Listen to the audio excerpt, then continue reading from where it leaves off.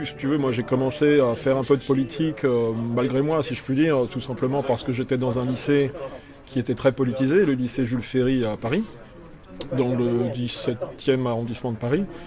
Et puis à l'époque, en 86-87, eh bien, ma foi, il n'y avait guère que des gens de gauche et d'extrême gauche. C'est-à-dire, c'était vraiment tout le panel de l'extrême gauche qui était représenté, que ce soit des staliniens, des trotskistes, de toute tendance, des anarchistes. Donc forcément, c'est là que j'ai commencé à faire de la politique, mais du mauvais côté. Voilà. Donc, si mes souvenirs sont bons, j'étais plutôt fasciné par la personnalité de Trotsky à ce moment-là, mais voilà, j'étais vraiment le goy non formé politiquement. Donc ensuite, ça a tourné à l'université, c'était pareil. Hein, quand je me suis inscrit à la fac de Créteil, j'étais vraiment encore dans cette perspective cosmopolite.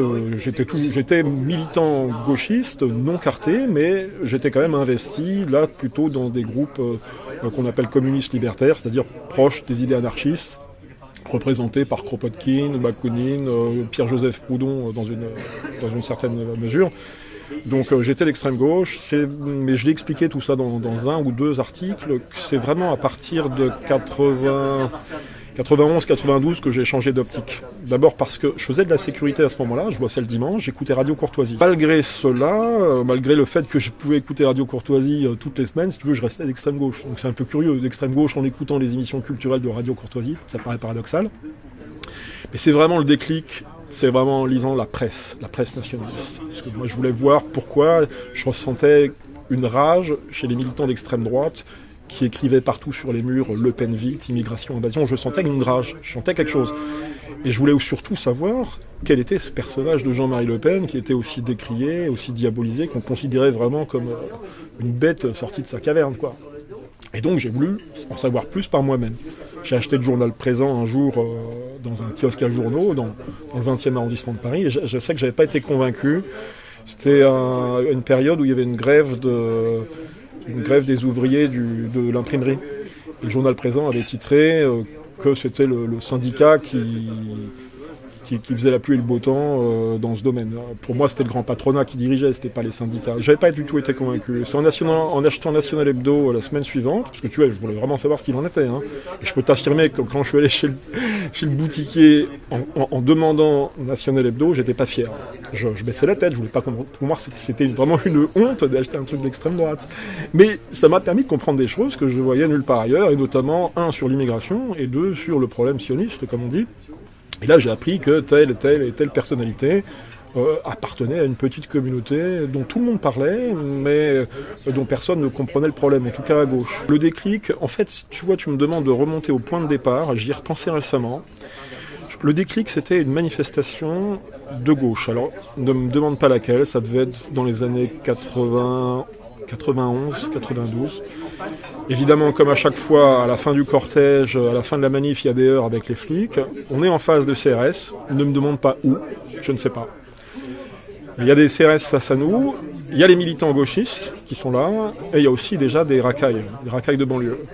Et je crois que j'interpelle un de ces mecs-là, enfin on est amené à se parler, on se côtoie, et je me rends compte que ce type, un noir, un Africain, un Congoïde, comme dirait Henri de Lesquen, qui est fringué avec des survêtements de marque, Adidas, tout ça. Et je me rends compte que j'ai strictement rien à faire avec lui, quoi. Lui, ce qu'il veut, c'est consommer, c'est avoir du fric, c'est vivre bien dans cette société. Il veut pas changer la société. Pourquoi il conne contre les CRS ? On ne sait pas. Peut-être pour un bon moment de plaisir. Enfin, tu vois, ça vole vraiment très bas. Et là, je me rends compte que j'ai rien à faire avec ces gens-là et qu'en fait, le projet de société que nous, anarchistes, on propose, finalement, l'ouverture des frontières, ça correspond à quoi ? Ça aboutit à quoi ? Ça aboutit à une société à l'américaine où il y a plein d'immigrés qui viennent de tous les horizons et qui sont phagocytés par cette société de consommation. Il y a aussi évidemment en arrière-fond l'égalité sociale. Évidemment, enfin en arrière-fond, c'est plutôt ce qu'il y a au premier plan, l'égalité sociale.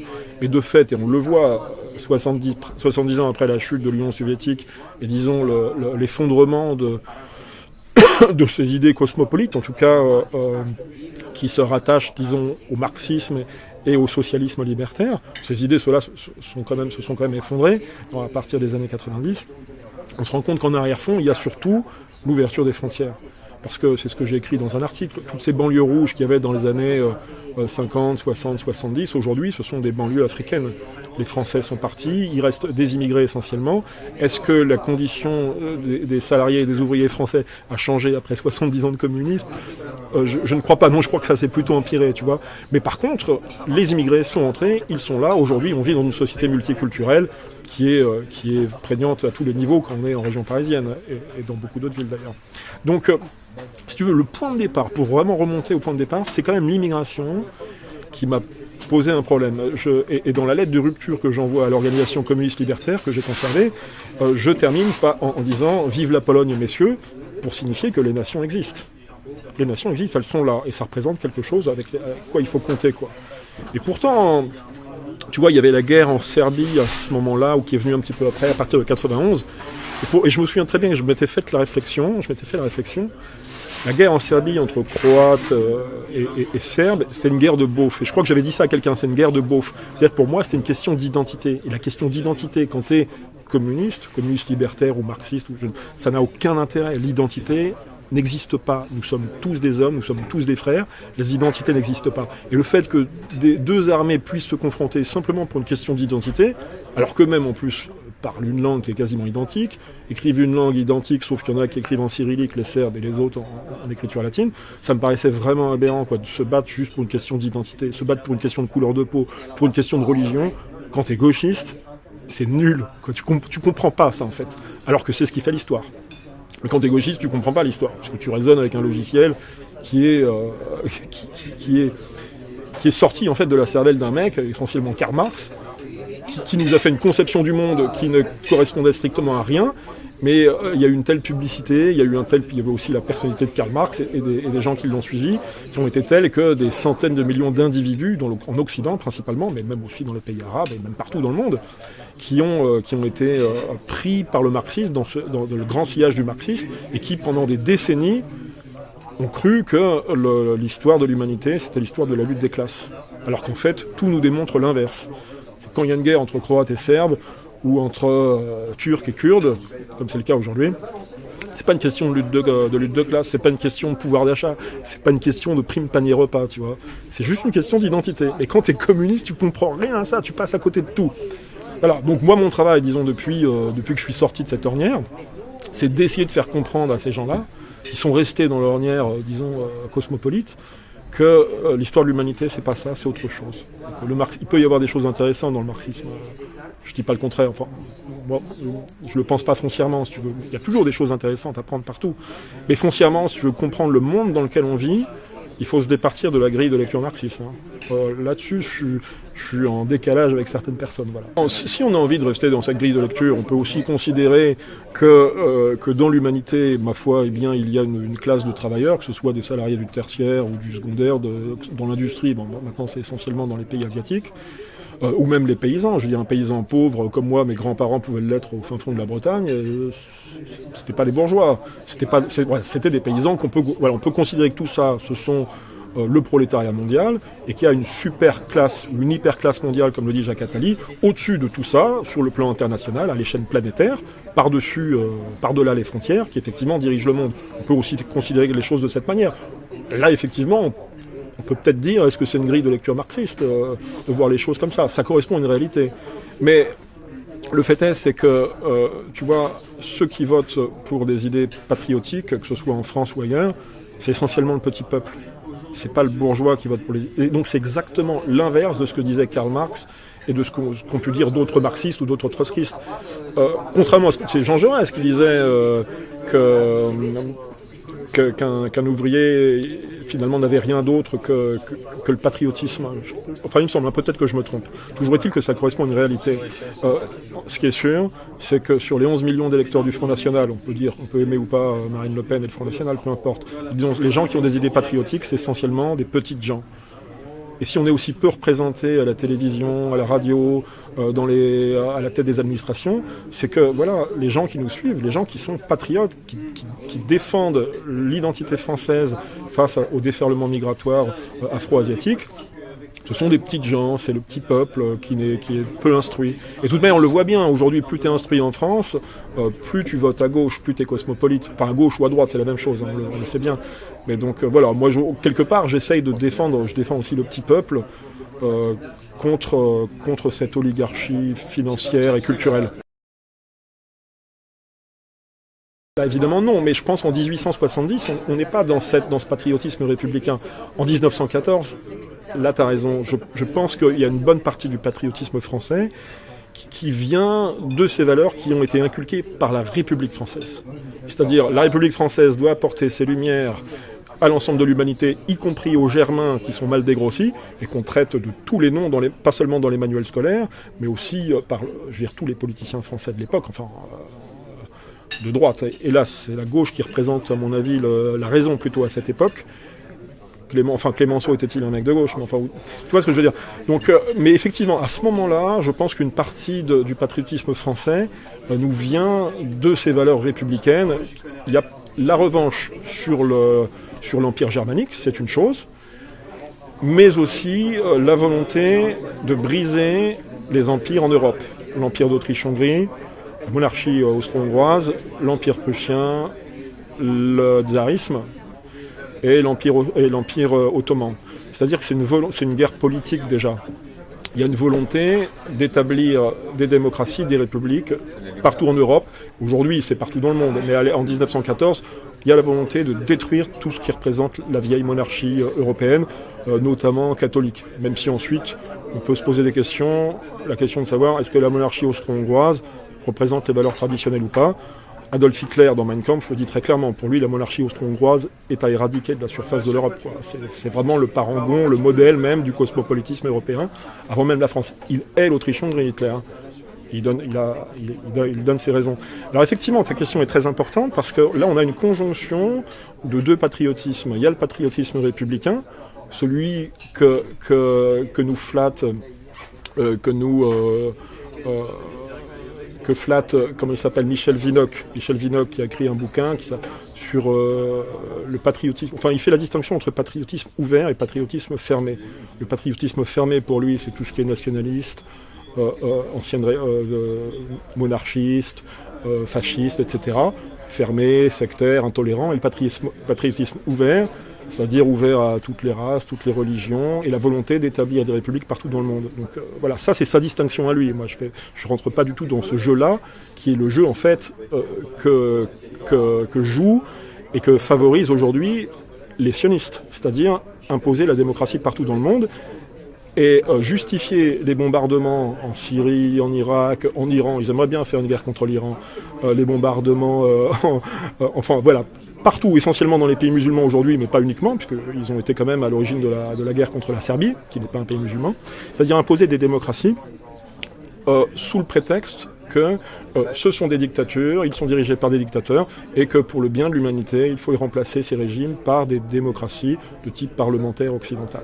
Voilà. Donc en 1914, il y a cette conjonction à la fois du vieux patriotisme français anti-germanique, et du patriotisme républicain ouvert, comme dirait Michel Vinocq, qui est en fait un patriotisme cosmopolite universel, c'est-à-dire un cosmopolitisme et non pas un patriotisme.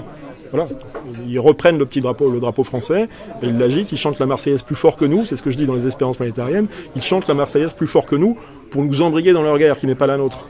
Tu vois ? Mais moi, je jette la pierre aussi bien à ce Michel Vinocq, universitaire qui officie à Sciences Po, je ne sais pas si c'est toujours le cas, qui nous jette dans les guerres sous le prétexte qu'il faut imposer des démocraties, mais je jette aussi la pierre contre ces patriotes français maurassiens qui nous ont poussés à la guerre contre l'Allemagne. Et au final, ça aboutit à quoi tout ça ? Ça aboutit à sauver la République française, c'était la Troisième République, à briser l'Empire prussien, qui était quand même un empire, je dis pas traditionnel, mais enfin il restait quand même des forces traditionnelles dans l'Empire prussien, à briser l'Empire d'Autriche-Hongrie. Je ne dis pas que c'était formidable, l'Empire d'Autriche-Hongrie, loin de là, mais il restait des forces traditionnelles, malgré tout. À briser l'Empire ottoman et à briser surtout l'Empire tsariste, qui représentait la principale puissance qui s'opposait au cosmopolitisme universel à cette époque. Et ça, c'est très clair. La guerre en 1914, alors effectivement, comme dit Pierre Hillard, il y a des sionistes. On va dire sioniste parce que voilà, ça met un petit bémol au mot de 5 lettres au mot de 4 lettres qui piquent un peu les oreilles. Des anarchistes qui viennent distribuer leurs tracts à la fête des Bleus, Blancs, Rouges, comme Pierre Guillaume qui se réclame du marxisme. La dernière fois que je l'ai vu, c'était il y a 10 ans, hein. Il se réclamait toujours du marxisme. Je dis, mais pourquoi tu vas pas distribuer tes tracts à la fête de lutte ouvrière? Pourquoi tu viens distribuer tes tracts au BBR? Donc non, faut arrêter. Je conçois que des gens viennent à nous par le biais du révisionnisme. Et c'est vrai que certains anarchistes sont assez dubitatifs sur ces histoires.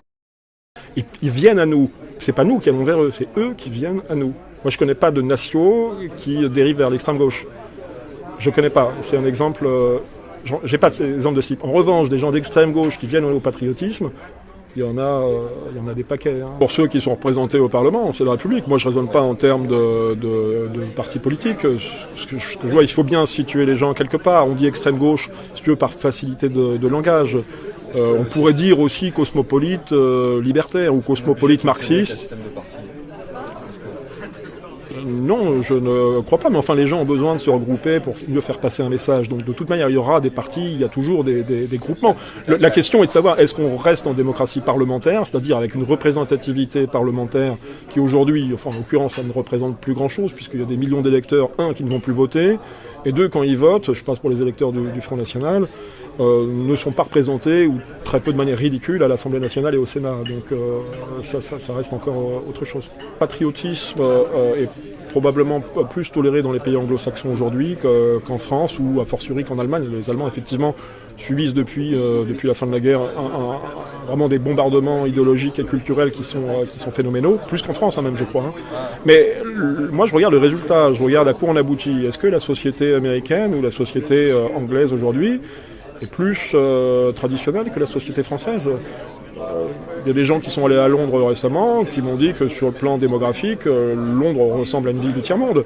Et puis aujourd'hui dirigée par un maire musulman. Nous, on n'en est pas encore là. Tu vois ce que je veux dire? Le processus de pourrissement est de manière plus avancée, quasiment plus avancée en Angleterre qu'en France. Regarde la Belgique. Va à Bruxelles. C'est une monarchie, mais le processus de décomposition de la société traditionnelle est plus avancé en Hollande et en Belgique qu'en France. Ceci dit, quand tu es à Paris, c'est déjà pas mal avancé, mais on n'est pas encore au stade final. Hein. Quand tu es gauchiste, tu adores toutes les cultures du monde, mais la tienne, elle te dégoûte. Voilà, ça paraît incroyable. Vraiment, c'est un univers à part, c'est un logiciel à part, et tu ne vois pas certaines choses. Moi, je me souviens parfaitement avoir été dans un bus aux alentours de la porte de Montreuil, le bus Petite Ceinture. Le bus était bondé de Noirs et d'Arabes. Et je me sentais bien, parce que pour moi, c'était la fin du capitalisme. Et je me souviens même, et ça avec plusieurs années de retard, que dans ce bus, sur la porte, il y avait un autocollant Le Pen vite, ouvrez les yeux, avec des yeux bleus, tu vois, et ça ne me touchait pas. J'étais tellement dégénéré, tellement pourri par des idées cosmopolites que je ne voyais rien de tout ça. C'est seulement après que je me suis dit, mais comment ça, la fin du capitalisme, parce qu'il n'y a plus de blancs? Non, non seulement le capitalisme est toujours là et toujours plus puissant, par contre, les hommes blancs ont disparu. Et finalement, tu vois que derrière ces beaux sentiments, ces belles idées d'ouverture des frontières, il y a une haine féroce de l'homme blanc, du chrétien, de l'occidental, et surtout de l'homme, pas de la femme. Hein. Regarde sur les affiches que tu peux voir dans la rue, les affiches publicitaires, derrière les vitrines des magasins de fringues. C'est une femme blanche, un homme de couleur. L'homme blanc, il est quasiment systématiquement évincé. Comme si c'était lui la bête, le chien à battre. Surtout l'homme blanc d'âge mûr qui représente le danger, quoi. Alors si en plus il est cultivé, et si en plus il comprend la question sioniste, judéo-sioniste, voilà, c'est l'homme à abattre. Voilà. Donc moi je me positionne, je dirais pas classiquement d'extrême droite, parce que le terme d'extrême droite englobe tellement de gens différents. Et moi je me positionne, c'est ce que je disais à Fred tout à l'heure, on ne s'éloigne pas du noyau dur. Et pour moi le noyau dur, c'est d'abord l'homme blanc. Ça m'empêche pas de parler avec des Noirs et des Arabes. J'étais au théâtre de la Main d'Or il y a un mois et la semaine dernière, je parlais avec des Arabes. Alors monsieur Rissen, très bien ce que vous faites, super, en arabe. Hein. Mais alors vous avez dit que vous étiez contre l'islamisation contre l'islam en France. Je dis oui, je suis hostile à la présence de l'islam en France. Puis je lui dis, mais je parle avec lui gentiment, normalement. L'islam a sa place de Casablanca jusqu'à Jakarta, ça fait déjà 15 000 km. On n'a aucune raison, si tu veux, d'habiter dans un pays musulman en plus, que ce soit en France, en Angleterre ou en Belgique. Donc moi je parle avec tout le monde, je suis même tout à fait disposé à parler avec des juifs, que ce soit avec Goldnadel, Zemmour, des juifs d'extrême droite ou même des juifs d'extrême gauche. Simplement, c'est eux qui ne veulent pas parler avec nous. Parce que nous, on sait qui ils sont, on sait ce qu'ils font, on connaît leur manière d'agir. Mais Céline le dit dans Bagatelle pour un massacre, il a vécu en Afrique, lui, puisqu'il était militaire pour le compte de la SDN, je crois, dans les années 20.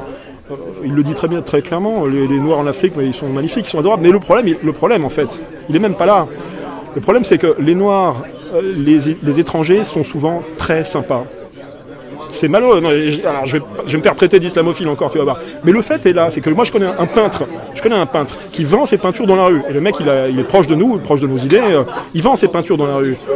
Donc il aborde les gens dans la rue. Il me dit, les blancs sont souvent plus désagréables. Alors moi je regarde toujours pourquoi. J'essaie de savoir pourquoi.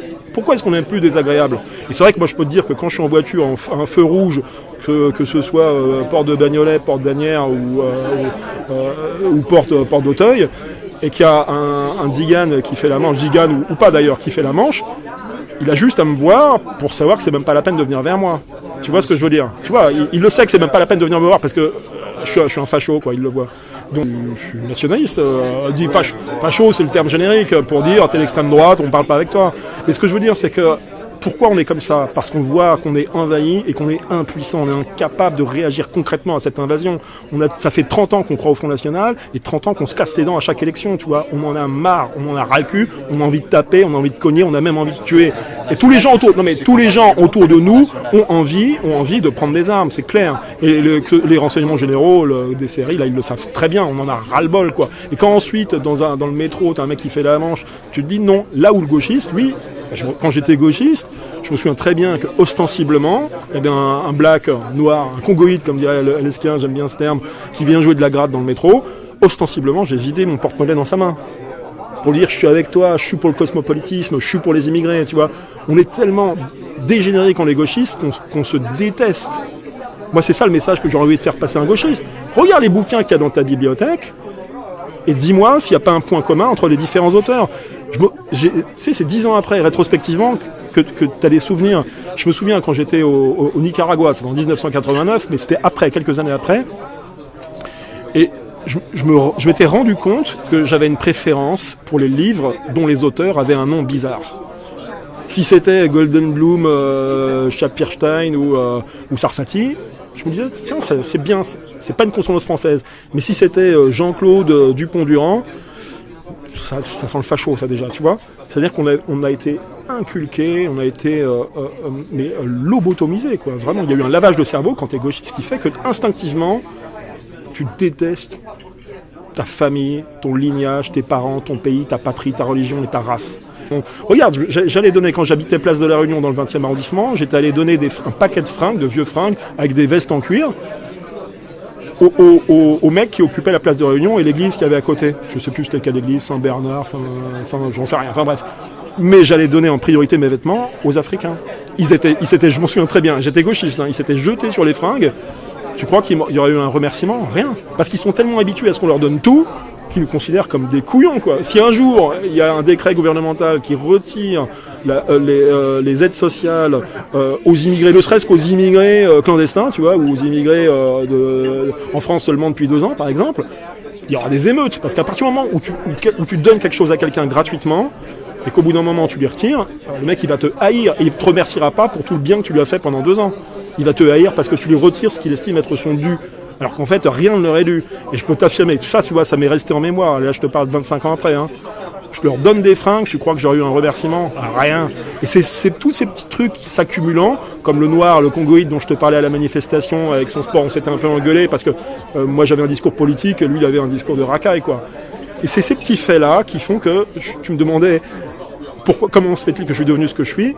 Bah, ça s'accumule, et au bout d'un moment, le Français, il comprend qu'il se fait baiser la gueule.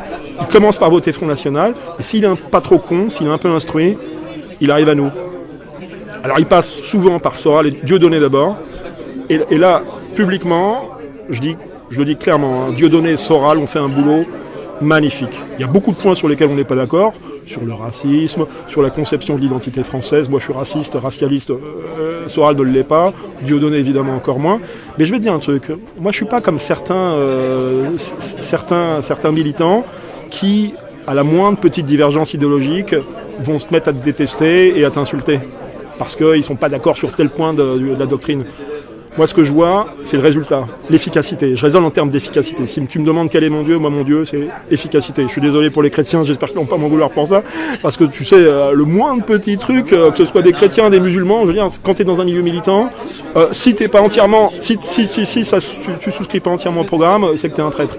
Moi, ce que je veux dire, c'est que Dieudonné, même si aujourd'hui, il te disait, j'emmerde les Français, j'emmerde les Blancs, moi, je suis Camerounais, je vais retourner au Cameroun avec tout le pognon que je me suis fait sur bord d'eau, bande d'enculé.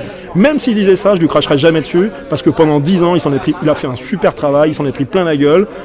Bon, il a fait un peu le dos rond après 2014, ça peut se comprendre. Moi, personnellement, c'est pas ma manière de faire. Mais même s'il disait que les Blancs étaient des cons, je vous emmerde, je me barre au Cameroun avec tout mon fric, je lui cracherai pas dessus à Dieudonné. Et je cracherai jamais sur Soral parce qu'ils ont fait un boulot remarquable et que ça fait 10 ans que je vois dans le milieu nationaliste des militants purs et durs, des vrais nationalistes. À chaque fois, je leur pose la question, comment t'es arrivé à nous ? Dieudonné d'abord, Soral ensuite, et puis tout naturellement, ils arrivent au milieu nationaliste. Enfin, en tout cas, pour partie, si tu veux. Mais ce que je veux dire, c'est qu'il faut faire aussi preuve un peu de tolérance, quoi.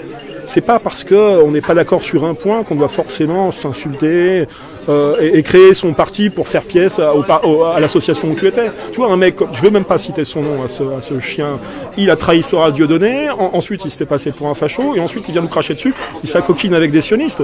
Putain, en l'espace de 2 ans, il est passé de Dieudonné au militantisme pro-sioniste, quoi. Tu vois, faut arrêter. Non, mais c'est pas la peine. Non, mais c'est pas la peine de parler. C'est pas la peine de parler de ça. C'est pas la peine de parler de ça. Oui, voilà. Mais c'est une question de mentalité. C'est une question aussi de personnalité. Moi, ce que je regarde, je te répète, je regarde l'efficacité.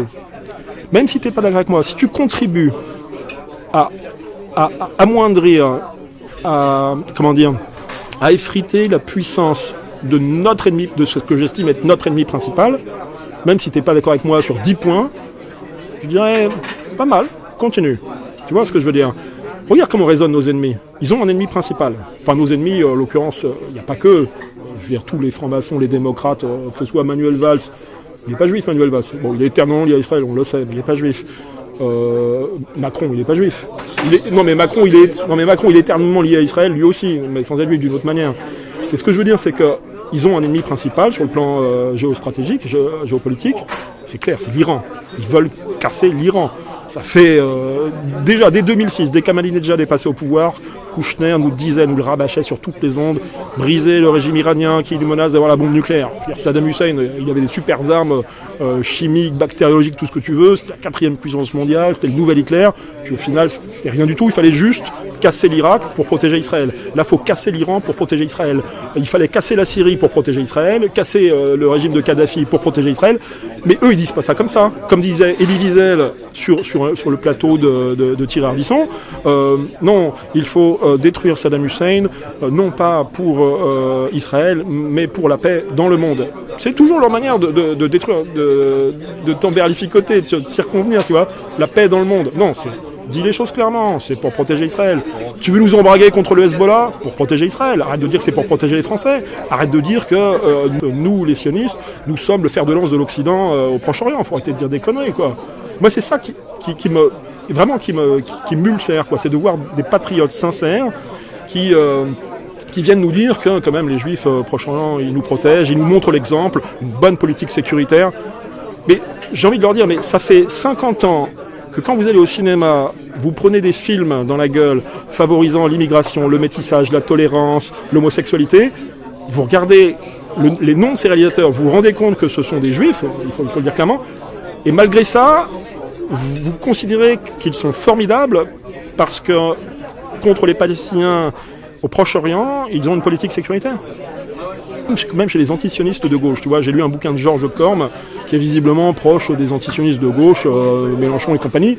Ce qu'il écrit sur les Juifs, t'as l'impression que c'est un Juif qui l'écrit. Je pense pas que Georges Corme soit juif, hein, c'est un universitaire libanais, mais visiblement il a été phagocyté par la doctrine marxiste depuis longtemps. Et ce qu'il dit sur les Juifs, c'est la phraséologie juive, hein, c'est-à-dire théorie du bouc émissaire, persécuté on ne sait pas pourquoi, le régime nazi c'était épouvantable, etc. Mais antisioniste. Enfin, tu vois ce que je veux dire, antisioniste. C'est bien beau l'antisionisme, mais moi ce que je regarde c'est l'intérêt des Français et des Blancs ici en France d'abord. Donc l'antisionisme c'est autre chose, c'est la question palestinienne au Proche-Orient. Donc j'ai plutôt de la sympathie pour les Palestiniens, certes, mais est-ce que les Palestiniens ont de la sympathie pour les patriotes français qui se battent en France. Une partie, oui.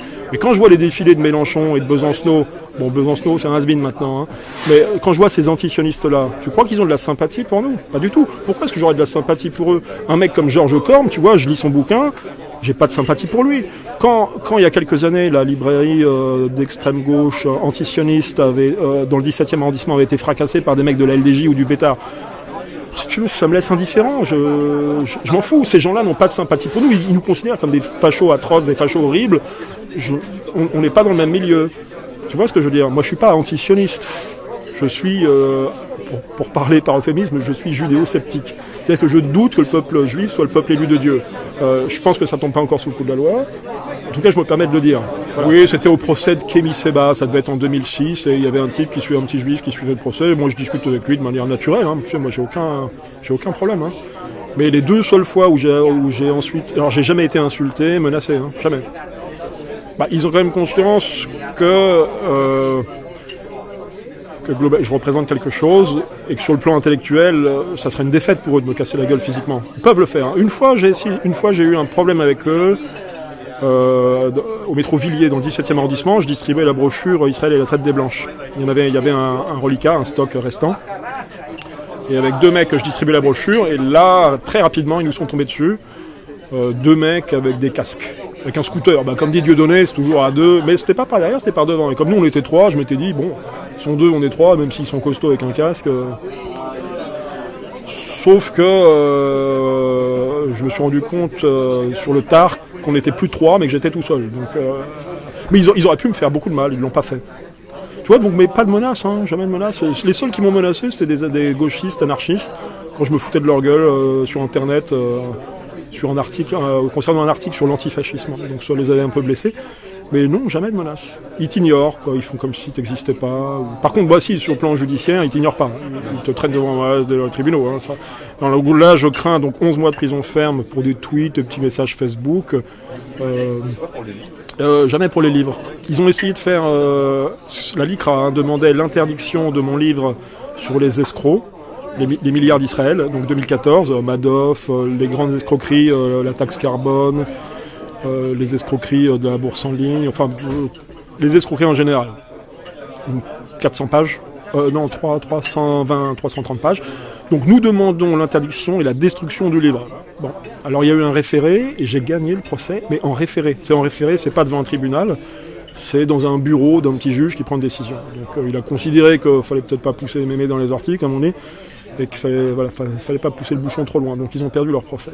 Mais ils m'ont fait condamner à 2 mois de prison ferme pour la couverture. Pour la couverture de livre. Donc, des détails sur des tweets. Alors ensuite c'est des tweets, des trucs. Mais attends, j'ai été condamné aussi à 2 mois de prison ferme pour avoir, dans un tweet, pour avoir dit, donc en c'est quoi, 120 signes ou 130 signes, c'était au moment où il y avait 130 signes. Les juifs ont joué un rôle épouvantable. Donc certains juifs ont joué un rôle épouvantable dans le bolchevisme et les 30 millions de morts. Alors je sais pas si j'ai dit les juifs ou certains juifs, et pour eux ça fait une différence. Tu vois, tu peux dire les Français ont gagné la bataille d'Austerlitz, alors qu'en fait c'est certains Français ont gagné la bataille d'Austerlitz. C'est pas les Français, il n'y avait pas 50 millions de Français à Austerlitz. Hein. Il y avait quoi? Il y avait 60 000 hommes. Donc, mais il faut dire certains Français. Tu vois, non mais si tu veux, voilà. Mais par contre avec les juifs, si tu dis pas certains juifs, c'est 2 mois de prison ferme. Donc 2 mois de prison ferme pour ça, et là c'est en appel, hein. C'est-à-dire que là je dois les faire. Ils vont pas te mettre en tôle pour 2 mois, ils attendent que tu aies 2 ans. Ils te font pas un procès pour un tweet. Ils attendent que tu publies 30 tweets, ça peut prendre 6 mois. Hein. 30 tweets qui tombent sous le coup de la loi, ils font leur petit dossier, ils t'en mettent devant la 17e chambre correctionnelle, et là je peux te dire, c'est pas la peine d'espérer t'en sortir. Tu t'en sors pas. La 17e chambre, je suis désolé, je devrais pas dire ça alors que je vais être jugé, mais je le dis quand même parce que ça correspond à une réalité, même si je dois me prendre 3 ans de prison ferme en plus. Non, je pense pas, je serais mort si j'écoutais les militants, monsieur Rissen, bon courage, faites attention à vous, je serais déjà mort. Non mais attends, faut être clair, Céline est mort dans son lit, ok? Drummond est mort dans son lit, et moi après 15 ans de judéo-scepticisme, mais Soral est encore là, tu vois ce que je veux dire? Ils sont pas si forts que ça, quoi. Même si... Non mais attends, j'ai balancé un tweet cette semaine où je dis qu'effectivement le Mossad a liquidé 3000 personnes ces dernières années. Donc je ne nie pas leur capacité à détruire leurs ennemis, que ce soit clair. Ici on n'est pas au Liban, on n'est pas en Cisjordanie, ou en Jordanie. Tu vois, on est en France, ils sont quand même obligés de respecter un minimum, même s'ils sont... En général, je veux dire. Non, mais il faut qu'ils fassent un peu attention. Un meurtrier juif, il est obligé de quitter le territoire français. On est d'accord. Le mec... je pourrais t'en parler tout à l'heure, on y revient dans 2 minutes. Mais le mec, dans les années 80, qui avait un militaire, 3 légionnaires, qui poussent un arabe hors du train, par la fenêtre, qui le jette par la fenêtre. L'arabe est mort, ils ont été condamnés. Et parmi les 3 légionnaires, il y avait un juif. D'ailleurs, qui s'est comporté au tribunal d'une manière magistrale. Excusez-moi pour les antisionistes, mais j'y peux rien. Moi, quand un musicien juif fait de la bonne musique, je dis que c'est de la bonne musique.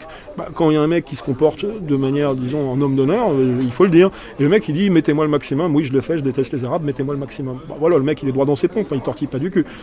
Mais quand un juif, dans les années 80-90, avait planté un commissaire de police dans une manifestation, il a été obligé de quitter le pays, il a été obligé de fuir en Israël.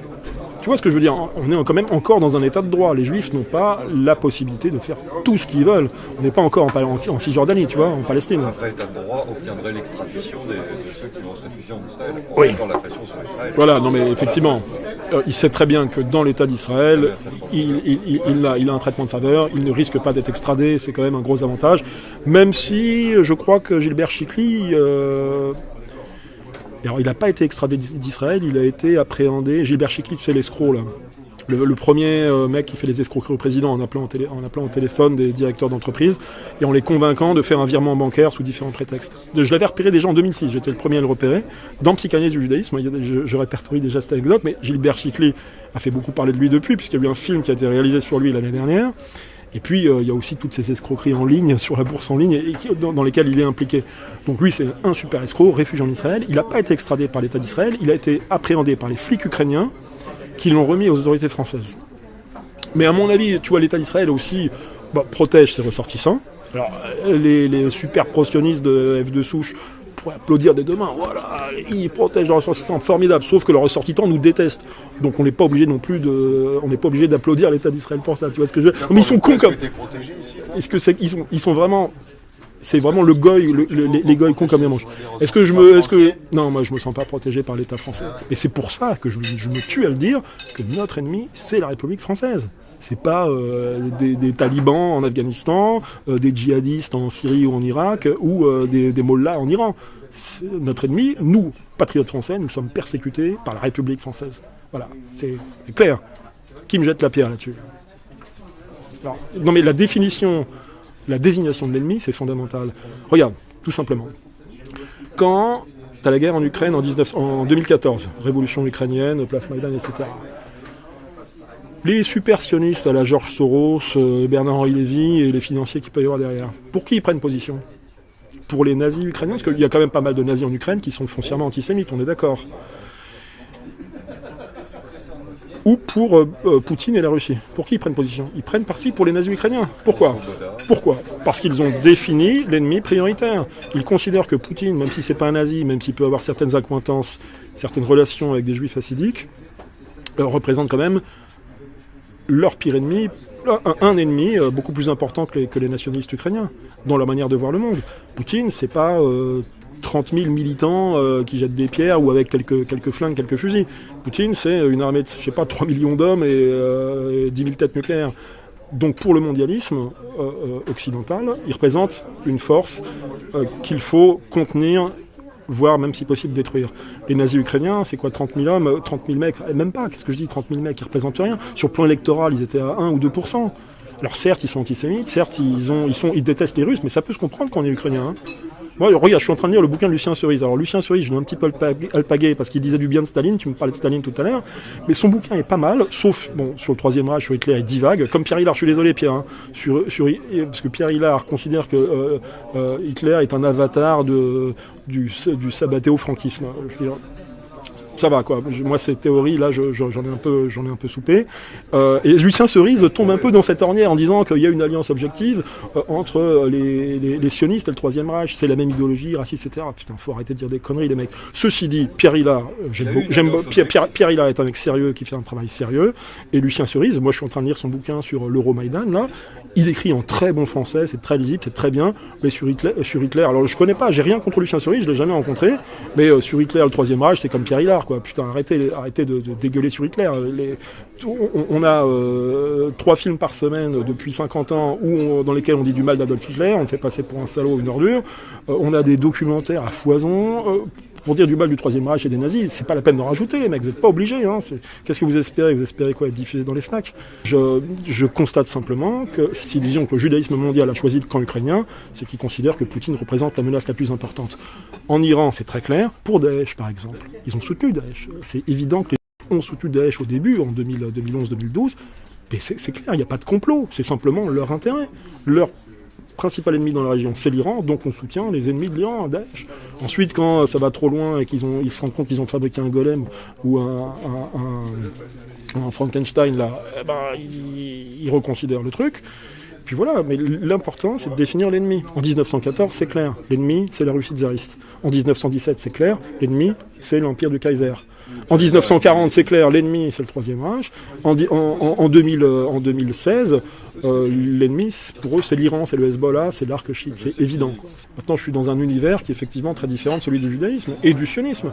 Je ne pense pas qu'il y ait de lien à faire entre les racistes sionistes et les racistes occidentaux. Nous avons des intérêts qui sont divergents. Alors vous pouvez me trouver tous les terroristes musulmans que vous voulez, leur faire exploser toutes les bombes que vous voulez dans Paris, ça ne me retirera pas l'idée que mon ennemi, mon adversaire, comme dirait l'autre, c'est la finance internationale, mais c'est surtout la société multiculturelle et l'immigration de masse que la République française nous impose. Donc, mon ennemi, c'est la République française, c'est pas le Taliban, le japonais, le chinois ou je ne sais quoi. C'est la République française, et tant qu'on sera en République, je n'aurai de cesse de le dire que ces gens-là, et il n'y a pas que des juifs, loin de là, hein, tous ces francs-maçons, des protestants, des catholiques. Le problème, tu vois, il y a des gens qui ont fait une dichotomie, je pense à Alain de Benoît en l'occurrence, qui dans les années 80 publie des bouquins, lui se positionne clairement anti-chrétien, nietzschéen, anti-chrétien, il considère que le christianisme est délétère en ce sens qu'il est cosmopolite, que n'importe qui peut être chrétien. Lui, il se positionne comme païen, c'est-à-dire issu d'un vieux lignage qui remonte jusqu'à l'Europe pré-chrétienne, les Germains, les Celtes, etc. Ok, c'est très bien, mais il fait, si tu veux, une césure là où, à mon avis, qu'il n'y a pas lieu d'être, qui n'existe pas vraiment, quoi. Moi, ce que je vois, c'est qu'il y a des gens courageux, des gens pas courageux. Les gens pas courageux, les bourgeois, tu les retrouves aussi bien chez les païens aujourd'hui, comme Jean-Yves Le Gallou, Philippe Millot de TV Liberté, toute cette mouvance qui ne parle jamais du mondialisme, et qui sont finalement assez proches de certains catholiques, comme... alors, je les connais pas, mais...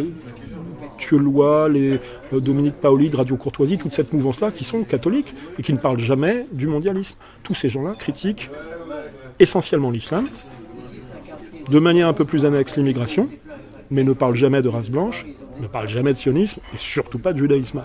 Donc ils sont païens, ils sont cathos. Moi je ne fais pas de distinction. Il y a des gens qui ont du courage et des gens qui n'en ont pas. Il y a des gens qui enfoncent le clou, qui enfoncent un coin dans le système de pensée occidental, ils contribuent à enfoncer le coin. Dieudonné en fait partie, Soral en fait partie, et avec toutes les divergences qui me différencient de Soral et Dieudonné, ce que je vois, c'est qu'au moins, eux, ils ont une certaine forme de courage et de fermeté intellectuelle. Là où d'autres pensent, je sais qu'autour de Le Gallou, il y a des gens qui pensent comme nous. Hein. Moi, je m'étais un peu foutu de leur gueule sur Twitter, je disais, parce qu'il y a beaucoup d'admirateurs du Troisième Reich. Oui, je le dis clairement, il y a des admirateurs du Troisième Reich autour de Jean-Yves Le Gallou. Je m'étais foutu de leur gueule en disant, ce sont des gens, des nazis, en costard, qui ont tous juré solennellement de ne jamais critiquer Israël. Tu vois ce que je veux dire? Ils sont nazis, ils critiquent jamais Israël. Alors, c'est quoi être nazi? Je veux dire, c'est quoi être nazi si être nazi? Je dis, vous n'êtes pas des nazis, vous êtes des identitaires, c'est-à-dire que vous êtes anti-musulmans, anti-arabes, parce que vous en avez ras-le-bol de l'immigration, ça peut se comprendre. Mais finalement, le résultat, c'est quoi? Parce que moi, je regarde toujours le résultat, l'obtention de résultats. Hein. Ça aboutit à quoi? Vous allez vous engager dans l'armée, faire la guerre en Afghanistan, ou en Syrie contre Daesh, ou en Iran contre les mollahs. C'est ça votre truc. Finalement, vous combattez pour Israël. Donc vous êtes des neuneux, quoi. Pour moi, il n'y a rien de pire. C'est ce que disait Céline. Dans Bagatelle pour un massacre, on en a beaucoup parlé ces dernières semaines, puisque Gallimard a finalement refusé de rééditer Bagatelle pour un massacre et les deux autres pamphlets de Céline. Dans les 300 premières pages de Bagatelle pour un massacre, ou au moins dans les 200, si je me souviens bien, les 200 premières pages de Bagatelle pour un massacre, il dit pas de mal des Juifs, il dit du mal des Goïs. Il dit vous êtes trop con, vous êtes nuls, on vous baise la gueule, vous êtes là, on vous prend par le bout du nez, c'est lui l'ennemi, allez va te battre du con, va te battre contre l'ennemi. Écoute, moi j'aime pas tellement les êtres humains, mais je trouve que l'humanité est belle, et je pense, enfin pardonnez-moi, moi je suis un peu raciste, enfin même en fait complètement, d'ailleurs pour paraphraser Léon Daudet, je suis tellement raciste que parfois j'en perds le souffle. Et moi je trouve que l'homme blanc tire l'humanité vers le haut. Voilà. Et je te dis, je peux dire ça à un noir, un arabe, ça me pose aucun problème, parce que moi j'aime ce que je suis, et j'aime mes compatriotes, et j'aime les gens qui sont comme moi. Mais ça veut pas dire que au fond de son désert, un arabe peut pas être pareil, peut pas avoir une belle âme. Ça veut pas dire qu'au fond de sa forêt, un hindou en Inde, un indien en Inde peut pas avoir une belle âme. Moi, regarde, moi j'ai traversé toute l'Europe centrale avec un sac à dos. J'avais un budget à l'époque de 3 € par jour. Je peux te dire que je dormais pas dans des hôtels de luxe, hein. Il m'arrivait de dormir sur le bord des routes ou alors dans des hôtels, tu soulevais le matelas, t'avais des cafards, enfin c'est des cucarachas, c'est des cafards qui sont comme ça. Et la nuit, si tu veux, ils me recouvraient quoi, hein. Enfin ils me recouvraient, j'exagère. J'en avais quoi. J'ai été obligé de les dégager de ma joue, tu vois, c'était vraiment atroce. Mais quand t'as 20 ans, tu t'en fous, tu fais ce que tu veux. Mais j'ai vu des gens formidables. En Colombie, j'ai vu des paysans gratter la terre au milieu de rien, il n'y avait pas de route, il n'y avait rien quoi. Il y avait le bonheur qui brillait dans leurs yeux. Ils étaient heureux d'être là, ils étaient heureux de vivre. L'humanité, elle peut être vachement belle, elle est belle. Mais il y a des gens qui rendent l'humanité moche. Et moi, c'est vrai que, alors, tu vois, si tu me dis, est-ce qu'il te reste des restes, des reliquats de ton passé gauchiste ? Moi, j'aurais tendance à te dire, c'est tellement loin de moi, je suis dans un univers complètement différent, j'aurais tendance à te dire non, mais peut-être, en cherchant bien, je me dis, moi, je suis pacifiste, je déteste la guerre. Je veux dire, franchement, et surtout aujourd'hui, avec les fusils à lunettes, les bombes téléguidées derrière des drones. Le meilleur des combattants, le mec le plus courageux, il disparaît de la Terre sans savoir ce qui lui arrive. Et ces guerres aujourd'hui n'ont pas de raison. Moi je veux bien me battre, mais 14e siècle. Non mais 14e ou 15e siècle, guerre de 100 ans, sur un cheval ou même à pied avec une hache et une épée, je veux bien me battre. C'est-à-dire que là, tu sais qu'il y a un mec en face de toi qui a la même hache que toi, la même épée que toi. Il y en a un des deux qui va mourir. Là, ok. Tu t'entraînes, tu fais ce qu'il faut. C'est la guerre des goyes. Mais on a en face de nous des gens qui ne font pas la guerre comme ça. On a en face de nous des gens qui vont te culpabiliser, qui vont te mettre à genoux, qui vont te dire « Tes grands-parents, ce qu'ils ont fait contre ma famille, c'est atroce. Tes arrière-grands-parents, ce qu'ils ont fait en Afrique, c'est atroce. L'adversaire te culpabilise. Ce qu'ont fait tes parents en Algérie, c'était vraiment dégueulasse. Ce qu'ont fait tes grands-parents à Auschwitz, c'était vraiment dégueulasse. Ce qu'ont fait tes arrière-grands-parents en Afrique, ils ont pillé l'Afrique, c'était dégueulasse. Ce qu'ont fait tes arrière-grands-parents contre les Juifs avec l'Inquisition et les protestants, c'était vraiment dégueulasse. Ce qui fait que tu te mets à genoux et tu demandes pardon. Et comme dit Sun Tzu, dans l'art de la guerre, la meilleure bataille que tu puisses gagner, c'est la meilleure guerre que tu puisses gagner, c'est la guerre où tu n'as même pas eu besoin de livrer bataille. C'est-à-dire que tu as démoralisé ton adversaire de telle manière à ce qu'il rende les armes sans même se combattre. Il y a une scène, tu vois, dans le film de Luc Besson, Jeanne d'Arc, il y a une scène que j'aime bien, c'est les deux armées face à face, l'armée française, l'armée anglaise. Et Jeanne d'Arc, pour cette scène, je trouve que le film est magnifique, qui dit aux Anglais « J'ai déjà vu trop de sang versé, retournez d'où vous venez, je ne veux pas voir d'autres sang versé, mais si vous avancez, vous périrez. » Et là, les Anglais se posent des questions et rebroussent chemin. Et c'est fondamental, ça, parce que c'est pas une guerre d'armure, de hache et d'épée, c'est une guerre de conviction. Si tu montres à ton ennemi qu'il va s'en prendre plein la gueule, et même si t'es tout petit, hein, et si tu le dis avec beaucoup de force, ton ennemi rebrousse chemin et part. Tu vois, moi, je suis pas du tout quelqu'un de physique, hein, mais je sais que... Et pourtant, en plus, j'étais de gauche. Et je suis plutôt quelqu'un de pacifique. Mais il était 23h le soir, il y avait une cabine téléphonique, il n'y avait pas de téléphone portable à cette époque. Le mec, il téléphone, il repasse un deuxième coup de fil. Moi, je me lève là, il faisait froid. J'étais dans un quartier, ça devait être dans le 11e ou dans le 20e arrondissement. C'était un colosse, le mec, je l'ai sorti de la cabine. Mais parce que j'étais ulcéré de voir qu'il voyait bien que j'attendais pour téléphoner. Et j'étais très nerveux, là. Voilà, et il est sorti de la cabine. Eh bien, il y a des gens qui sont tellement convaincus de ce qu'ils pensent. Tout de même, c'est clair que quand tu es très convaincu de ce que tu penses, tu propages ce que tu penses, tes certitudes, beaucoup plus facilement que quelqu'un qui n'est pas convaincu. Un bon vendeur, tout le monde le sait, un bon vendeur, il peut vendre n'importe quoi. Il est convaincu de son œuvre, de son art, il vend beaucoup plus facilement qu'un mec qui n'est pas convaincu, qui dit non, c'est de la peinture de merde, mais achète-le moi pour m'aider. Tu vois ce que je veux dire ? Donc, je reviens à ça parce que justement je te disais que les Blancs étaient souvent moins sympas que les étrangers dans Paris. Et lui il le constate aussi, que oui, les Blancs sont plus renfermés sur eux-mêmes, plus nerveux, moins ouverts. Mais dans le métro, tu prends le métro à Paris ou le bus, ceux qui rigolent, qui se marrent, qui sont heureux, c'est les Noirs. Hein. Pas forcément, déjà parce que c'est un peu leur nature de danser, enfin, c'est pas méchant ce que je dis, mais deux, ils ont tout qui leur tombe dans la bouche, ils ont les allocations familiales, tu crois qu'ils payent des loyers, mais quand t'habites dans une banlieue pourrie, tu payes pas ton loyer, tu payes pas l'électricité, tu payes rien. Ensuite t'as France Télécom qui vient de dire, Orange qui vient de dire que t'as le téléphone gratuit si tu veux, t'as le métro gratuit, je veux dire, ils ont tout pour être eux et ils se marrent. Ils dansent sur notre canal, ils voient que les Blancs, ils baissent les yeux, ils rasent les murs, donc ils en profitent, c'est normal. Moi, c'est vous que je remercie de m'avoir interrogé, et je vous souhaite qu'on aime l'humanité ou pas, il faut vivre longtemps, la vie est courte. La vie est courte, il faut faire ce qu'on a à faire dans la vie, quoi. Et, tu vois, le mot le plus fort qui a été prononcé par toute personnalité française depuis 30 ans, c'est Dieudonné qui l'a balancé il y a quelques années. La vie est courte. Ok ? Quand t'as 20 ans, t'en as rien à foutre de ça, hein. Comme disait Jacques Brel, à 30 ans commence le compte à rebours, après 40 ans, tu te rends compte que ça va de plus en plus vite et que ça se termine. Alors même si tu laisses une descendance, tout ça, moi je sais que j'ai envie de vivre. Je sais, non mais moi je te répète que j'aime pas l'humain. Non mais moi je suis pas forcément tellement humain, mais j'ai envie de vivre, j'aime la vie malgré tout, quoi. Même si je suis pas en extase devant tous les êtres humains, mais je m'intéresse à la nature humaine et puis on n'a qu'une vie. Je vais me mettre les cathos à dos et les musulmans qui croient à la vie après la mort. Non, j'espère qu'il y a une vie après la mort. Peut-être que j'en sais rien. Mais moi j'ai envie de je veux profiter de la vie et surtout je veux que personne ne me reproche de ne pas avoir fait mon boulot. Je veux que personne me reproche de ne pas avoir fait mon travail, de ne pas m'être comporté comme on aurait pu aimer que je me comporte. Si je dois crever ce soir, je crève ce soir. Si tu me dis que là, il y a 200 Israéliens armés de fusils mitrailleurs qui vont me tuer quand je sors, si ça doit se terminer ce soir, ça se termine ce soir. Mais je ne me comporterai pas autrement que ce que le devoir m'impose. Ce que le devoir m'impose, tu vois. Ce que l'honneur m'impose. Voilà. Je termine là-dessus. Merci à vous, les gars.